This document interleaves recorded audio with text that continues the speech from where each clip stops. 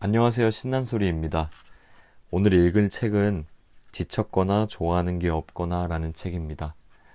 글배우 작가님께서 작성해 주신 책이고요. 강한별 출판사에서 출판되었습니다. 이 책은 1부, 2부, 3부로 나누어져 있는 에세이입니다. 1부, 넘어지고 일어서기를 반복하겠지만 당신은 많은 것을 해낼 것입니다. 2부, 너무 참기만 하느라 지쳐버린 당신에게. 3부, 내가 좋아하는 게 가장 나다운 것. 이렇게 나뉘어져 있습니다. 각각의 따뜻한 메시지가 있어서 지친 삶에 응원이 되는 좋은 책입니다. 1부, 넘어지고 일어서기를 반복하겠지만 당신은 많은 것을 해낼 것입니다. 상처가 많은 사람, 지나치게 밝거나 지나치게 자신에게 엄격하거나 지나치게 잘해야 한다 생각하거나 지나치게 눈치를 보거나 지나치게 잘 참거나 지나치게 감정 기복이 심한 사람은 상처가 많은 사람입니다. 어린 아이였을 때부터 어른처럼 스스로 많은 것을 해내야 하는 환경이었고, 그래서 실수하면 안 되어서 잘 하려는 마음이 지나치게 강해 스스로 힘든 것입니다. 상처가 많은 사람입니다. 따뜻한 사람을 만나 애쓰지 않아도 돼. 그냥 너답게 편하게 있어도 돼. 라는 말을 듣는다면 그 사람은 눈물이 날지 모릅니다. 너답게 편하게 있어도 돼. 힘들 때 떠올리면 좋은 3가지. 당신은 지금 정말 힘든 순간을 포기하지 않고 잘 버텨내고 있다는 것과, 지금처럼 버티다 보면 이 순간이 어느새 다 지나가 있을 거라는 것, 그리고 당신은 당신이 생각하는 것보다 훨씬 강하다는 것. 8개월 만에 8천만 원을 벌었던 일. 25살에 3천만 원의 빚을 지게 되었다. 의류 사업을 하다 생긴 빚이었고 당시 너무 큰 돈이었다. 부모님께 말씀드려도 해결될 수는 없었지만 말하는 순간 내 꿈이고 뭐고 간에 당장 집으로 끌려 들어가 부모님이 원하는 삶을 살게 뻔했다. 그래서 주위에 아무에게도 알리지 않고 전 재산이었던 34만 원을 가지고 서울로 올라왔다. 서울에 가면 돈을 벌 만한 일이 있지 않을까 하는 막연한 생각이었다.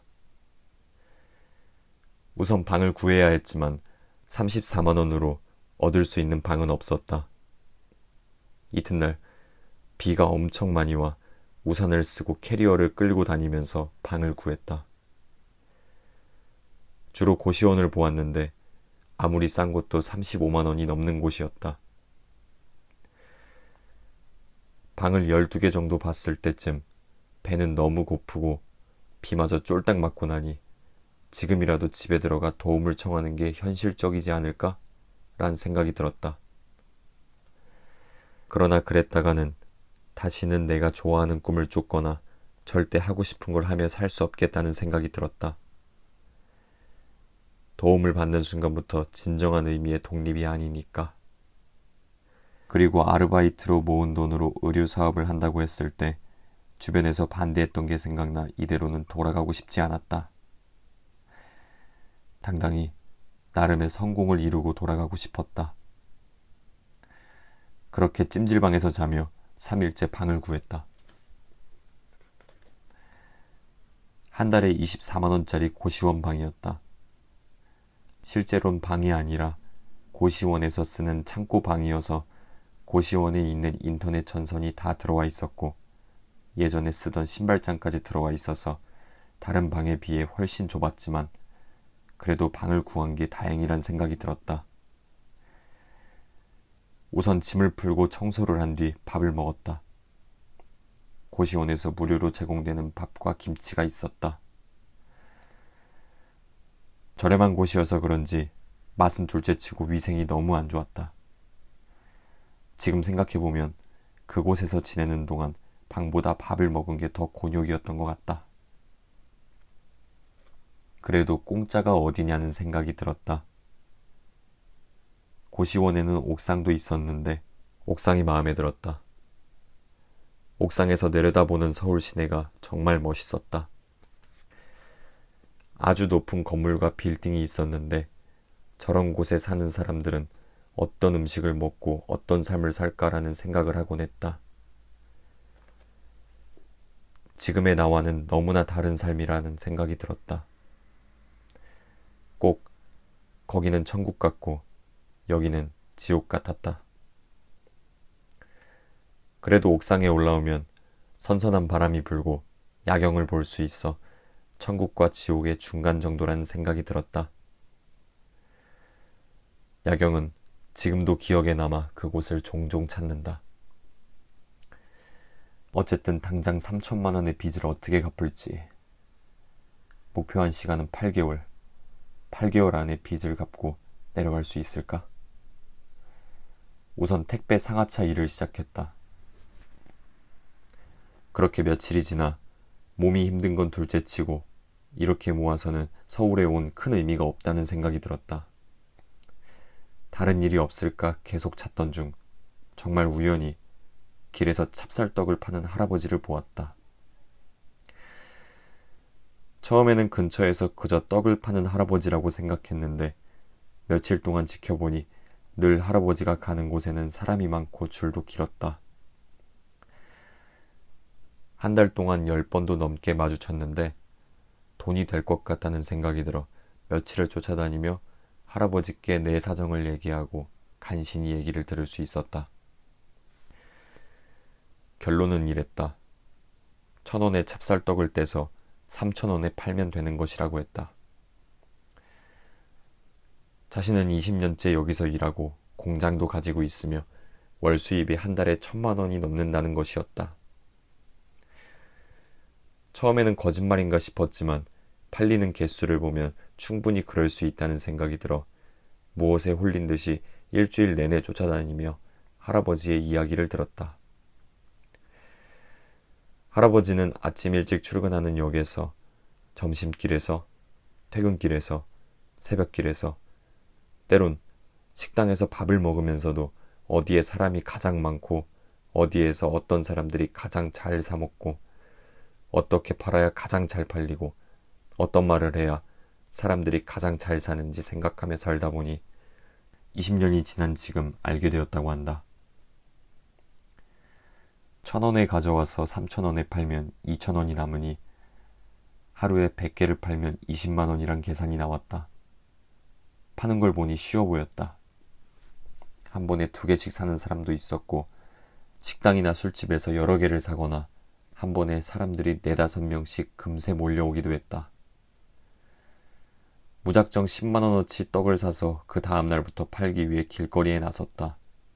그러나 그날 하나도 팔지 못했고 사실 너무 창피해 한마디도 못했다. 그 다음 날도 한 개도 못 팔았다. 그 다음 날도, 그 다음 날도.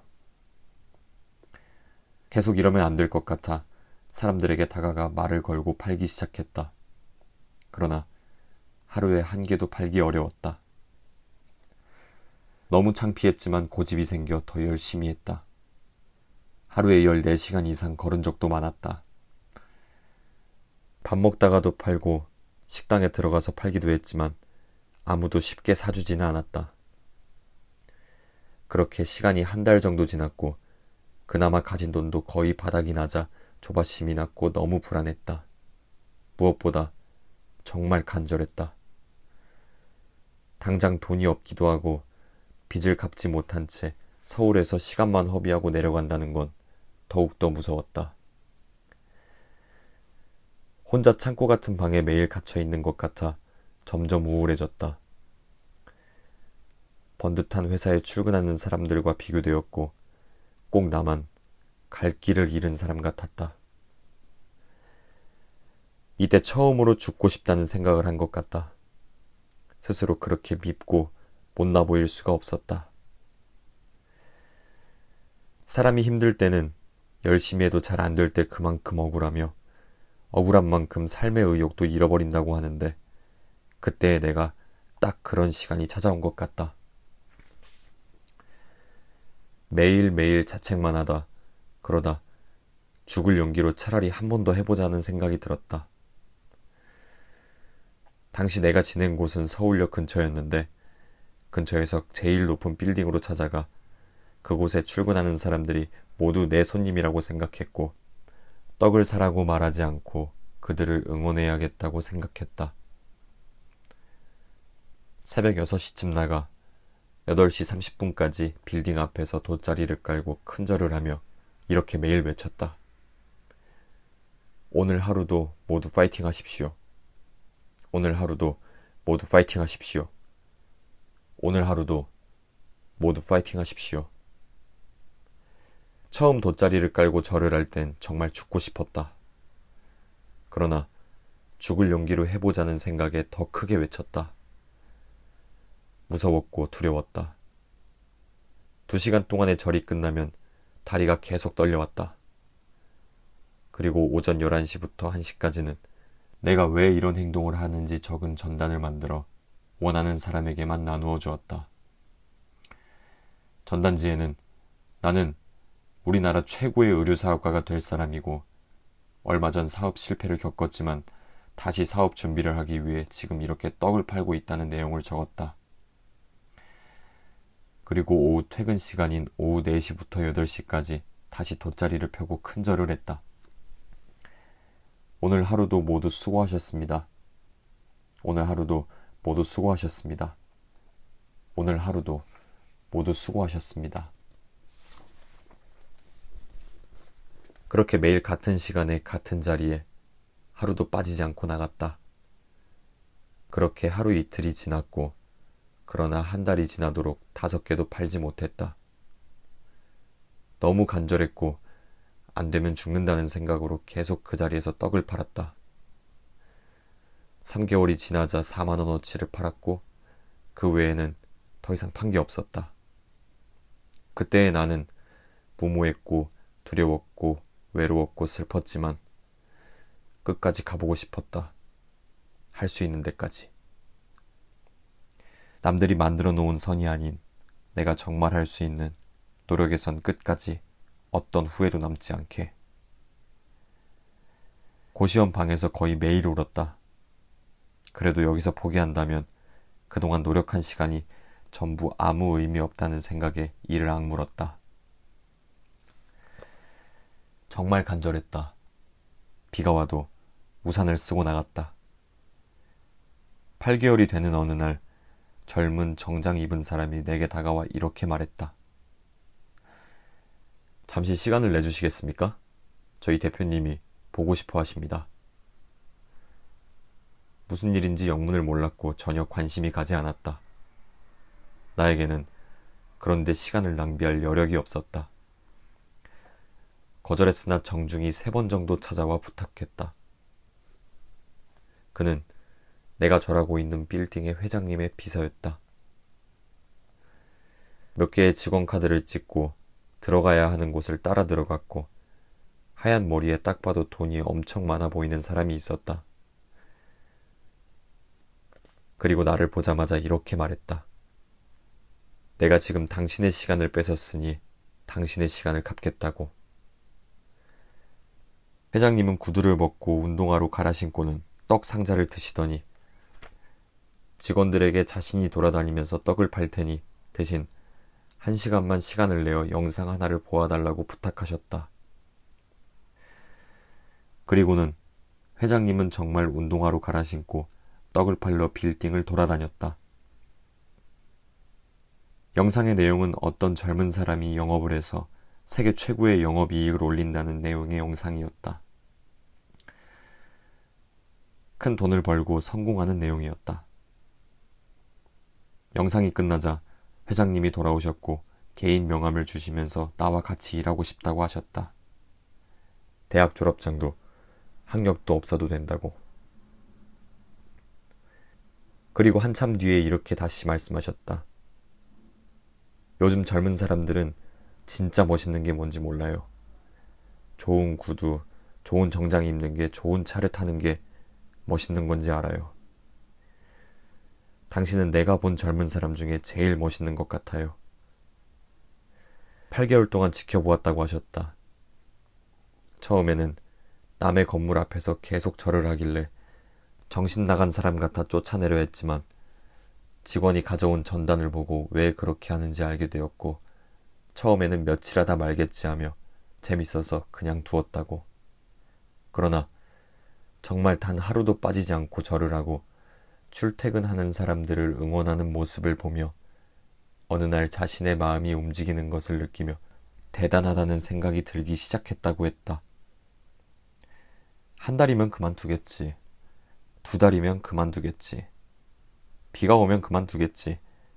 바람이 많이 불면 그만두겠지. 그러나 8개월간 하루도 빠지지 않고 절을 하는 모습에 왜 그렇게 하는지 꼭 자세히 듣고 싶었다고 했다. 그리고 나는 내가 왜 그렇게 했는지 그동안의 이야기를 했고 회장님은 여러 가지 말씀을 하셨는데 사실 너무 오래전이라 모두 기억이 나지는 않지만 가장 기억에 남는 말이 있다. 원래 죽자고 그만큼 노력하면 살게 되더라고요. 나는 당시 의류 사업을 다시 하고 싶어 이 시간을 보낸 것이었으므로 제안을 정중히 거절한 뒤 나올 때 회장님의 명함을 돌려드리고 종이로 만든 내 싸구려 명함을 드리며 이렇게 말씀드렸다. 언제든 회사에 떡이 필요하면 꼭 연락 주세요. 걸어 나오면서 눈물이 엄청 났다. 그 전에 고시원에서 흘린 눈물과는 달랐다. 외롭고 불쌍해서가 아니라 내 자신이 인생을 엄청 멋지게 잘 살고 있다고. 그렇게 먼저 살아서 성공한 누군가가 그 방식이 옳다고 응원해주는 것 같았다.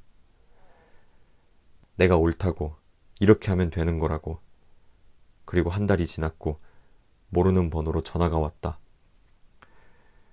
회사 전체의 납품으로 대량의 떡이 필요하다며 수량을 맞춰줄 수 있냐는 연락이었다. 8천만 원어치를 납품하고 팔게 되었다. 아마도 회장님이 구매해준 게 아닐까 생각한다. 빚을 갚았고 꿈 같은 시간을 보냈다. 그 후로 나는 다시 의류 사업에 도전했고 결국은 실패했다. 앞으로도 실패하는 순간들이 많겠지만 실패를 어떻게 극복하고 이겨내는지를 배운 것 같다. 내가 앞으로 어떻게 살아야 될지, 어떤 방식과 각오로 살아야 할지 알게 되었다. 나의 간절함을 믿게 되었다. 실패할 수도 있지만 실패를 넘어서고 이겨낼 거라고. 나 자신을 믿게 되었다. 간절함을 믿게 되었다. 이 글을 읽는 당신이 어떤 간절한 상황이라면 포기하지 말고 당신의 간절함을 믿을 수 있었으면 좋겠다. 그리고 당신이 목표를 이루고 싶다면 간절해져야 한다. 간절하지 않은 사람은 간절한 사람을 이길 수 없다. 그리고 삶에서는 누구나 간절한 순간이 찾아오는데 그것을 이루기 위해서는 끝까지 자신을 믿어야 한다.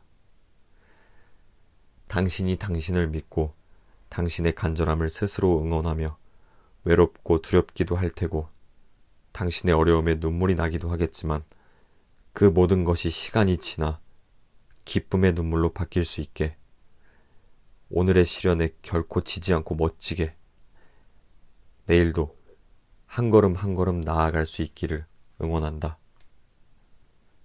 당신과 나는 꽃을 피울 수 있다. 나만의 멋진 삶의 시간이 담긴 꽃을.